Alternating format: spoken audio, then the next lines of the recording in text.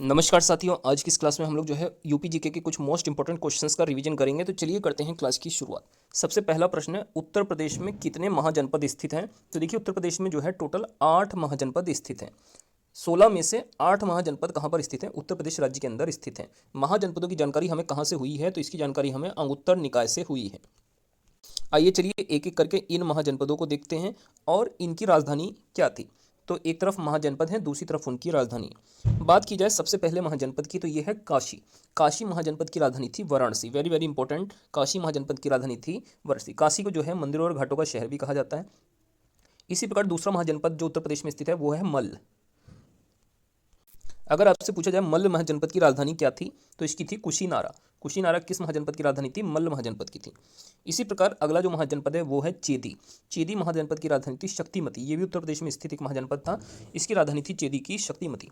और सूरसेन, ये एग्जाम के लिए मोस्ट इंपॉर्टेंट है कि जो सूरसेन महाजनपद है इसकी राजधानी थी मथुरा। कई बार परीक्षाओं में पूछा गया है कि मथुरा जो है किस महाजनपद की राजधानी थी? सूरसेन महाजनपद की राजधानी थी।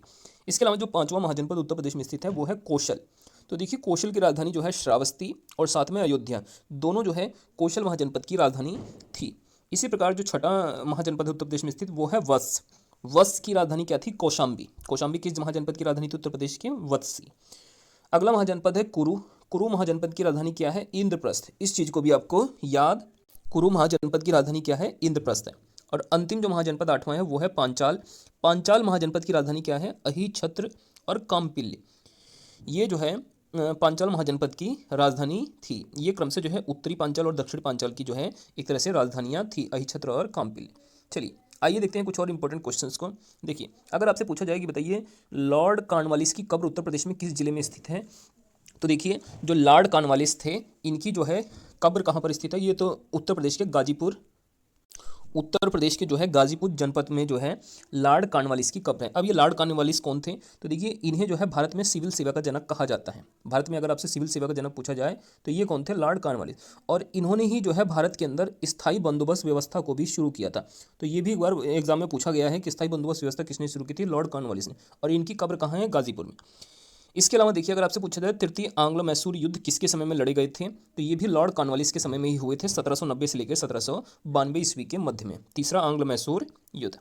अब देखिए, एक दो क्वेश्चन हम लोग गाजीपुर से भी याद कर सकते हैं। जैसे आपसे पूछा जाए कि बताइए अफीम फैक्ट्री उत्तर प्रदेश में कहाँ पर स्थित है, तो देखिए अफीम फैक्ट्री के लिए उत्तर प्रदेश में जाना जाता है गाजीपुर जिला। गाजीपुर जिले में अफीम फैक्ट्री की स्थापना 1820 ईस्वी में की गई थी। इसी प्रकार गाजीपुर से एक क्वेश्चन और एग्जाम में पूछा जाता है कि बताइए स्कंद गुप्त का भीतरी स्तंभ लेख जो है ये कहाँ पर स्थित है? तो स्कंद गुप्त का जो भीतरी स्तंभ लेख है वो भी गाजीपुर जिले में ही स्थित है। इसी प्रकार एक और क्वेश्चन एग्जाम के लिए इंपॉर्टेंट है कि अगर आपसे पूछा जाए कि बताइए काशी की बहन किस जिले को कहा जाता है, तो काशी की बहन कहा जाता है गाजीपुर। गाजीपुर किस नाम से जाना जाता है? काशी की बहन के नाम। इसके बाद आपसे अगर पूछा जाए गुलाब जल के लिए उत्तर प्रदेश में कौन सा स्थान प्रसिद्ध है, तो गुलाब जल के लिए जो है गाजीपुर जिला जो है बहुत ही ज़्यादा फेमस है उत्तर प्रदेश में। इत्र नगरी किसे कहा जाता है? कन्नौज को कहा जाता है। तो यहाँ पे आपको कंफ्यूज नहीं होना है, गुलाब जल के लिए गाजीपुर और इत्र के लिए जो है कन्नौज। चलिए आगे कुछ और इंपॉर्टेंट टॉपिक्स हैं, उनसे देखिए क्या क्वेश्चन बन सकता है एग्जाम के लिए। अगर आपसे पूछा जाए उत्तर प्रदेश से गुजरने वाला सबसे लंबा राजमार्ग कौन सा है? National highway. तो देखिए, उत्तर प्रदेश से गुजरने वाला जो सबसे लंबा राजमार्ग है वो है NH2, नेशनल हाईवे नंबर 2। इसकी लंबाई टोटल कितनी है? 756 किलोमीटर है। 756 किलोमीटर इसकी टोटल लंबाई है। तो देखिए काफ़ी अधिक ये लंबाई है। जो उत्तर प्रदेश से गुजरने वाला सबसे लंबा राजमार्ग है नेशनल हाईवे नंबर 2। ये किस किस जनपद से उत्तर प्रदेश के गुजरता है? तो इसमें मथुरा, इसके अलावा आगरा जिला, फिरोज़ाबाद जो चूड़ियों के लिए भी प्रसिद्ध है, फतेहपुर, कानपुर, प्रयागराज और वाराणसी, इन सभी जनपद से जो है ये नेशनल हाईवे नंबर 2 होकर गुजरता है। टोटल लंबाई इसकी 756 किलोमीटर है। अगर आपसे पूछा जाए उत्तर प्रदेश से गुजरने वाला सबसे छोटा राजमार्ग कौन सा है, तो देखिए उत्तर प्रदेश से गुजरने वाला जो सबसे छोटा राजमार्ग है उसका नाम है NH 552, NH 552। इसकी लंबाई टोटल है 486 किलोमीटर, 486 किलोमीटर इसकी टोटल जो है लेंथ है। देखिए अगला जो हमारा प्रश्न है वो है थोड़ा सा जो है पंचवर्षीय योजनाओं से संबंधित। आपसे अगर पूछा जाए उत्तर प्रदेश में उच्चतम औद्योगिक वृद्धि दर ये जो है किस पंचवर्षीय योजना में देखने के लिए मिली थी, तो देखिए उत्तर प्रदेश में जो सर्वाधिक हमको औद्योगिक वृद्धि दर देखने के लिए मिली थी वो मिली थी 10वीं पंचवर्षीय योजना के दौरान। कुल पंचवर्षीय योजना कितनी चलाई गई थी? टोटल 12 चलाई गई थी। और पंचवर्षीय योजना की शुरुआत कब से हुई थी? 1951 से लेकर 1956 के बीच में पहली पंचवर्षीय योजना चलाई गई थी और अंतिम पंचवर्षीय योजना को 2017 में समाप्त कर दिया गया था 12वीं पंचवर्षीय योजना के रूप में। अगला जो प्रश्न है, उत्तर प्रदेश में नकारात्मक औद्योगिक विकास दर जो है किस पंचवर्षीय योजना में देखने के लिए मिली? तो देखिए उत्तर प्रदेश में जो निगेटिव औद्योगिक विकास दर रही, ये रही आपकी 9वीं पंचवर्षीय योजना के दौरान। इस चीज़ को भी आपको याद रखना है। अगला प्रश्न है, उत्तर प्रदेश में वैट कब से लागू किया गया? वैट का मतलब होता है वैल्यू एडेड टैक्स। तो देखिए ये एक प्रकार का कर होता है जो उत्तर प्रदेश में वैट सेवा को लागू किया गया था। ये एक प्रकार का अप्रत्यक्ष कर होता है, इसको भी आपको याद रखना है।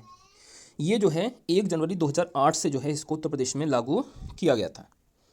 अगला प्रश्न है, गरीबी रेखा से नीचे सबसे कम ग्रामीण परिवार उत्तर प्रदेश के किस जनपद में निवास करते हैं? तो देखिए गरीबी रेखा, बिलो द पॉवर्टी लाइन, तो गरीबी रेखा से नीचे सबसे कम जो ग्रामीण परिवार होते हैं वो रहते हैं बागपत जनपद में। बागपत जनपद में सबसे कम गरीबी रेखा से नीचे के व्यक्ति निवास करते हैं। अगला प्रश्न है, उत्तर प्रदेश का 71वां जनपद कौन सा बना था? तो देखिए उत्तर प्रदेश में टोटल जनपद कितने हैं? 75 हैं। उनमें से अगर आपसे पूछा जाए 71वां जनपद कौन सा बना था, तो इसका नाम था काशीराम नगर। काशीराम नगर जो है उत्तर प्रदेश का 71वां जनपद बना था। अगला प्रश्न है, उत्तर प्रदेश में पंचायती राज व्यवस्था को कब से लागू किया गया था? तो देखिए उत्तर प्रदेश में जो पंचायती राज व्यवस्था को लागू किया गया था वो 15 अगस्त 1949 से जो है इसको पूरे प्रदेश भर में लागू कर दिया गया था। नेक्स्ट अगला प्रश्न है, उत्तर प्रदेश में कुल मंडल और जनपद टोटल कितने हैं? तो देखिए उत्तर प्रदेश में अगर मंडलों की संख्या बात करें तो उत्तर प्रदेश में जो है 18 मंडल हैं। कितने टोटल मंडल हैं? 18 मंडल हैं। और जनपद कितने हैं? तो जनपद हैं 75। और यहीं पे अगर आपसे नगर निगम पूछी जाए तो नगर निगम उत्तर प्रदेश में कितने हैं? 17 हैं। तो ये तीनों आंकड़े आपको याद रखना है कि उत्तर प्रदेश में कुल मंडल पूछे जाएँ तो मंडल आपको बताने 18, जनपद 75, और अगर आपसे नगर निगम पूछे जाएँ तो ये कितने हैं? 17 नगर निगम हैं। तो दोस्तों ये आज की हमारी जो है उत्तर प्रदेश जीके की एक मोस्ट इंपॉर्टेंट क्लास थी। आप लोगों को अगर ये क्लास अच्छी लगी है तो आप लोग कमेंट करके अपनी राय जरूर दीजिए, और वीडियो अच्छी लगी तो वीडियो को लाइक करके चैनल को आप लोग जरूर से सब्सक्राइब कर लीजिए।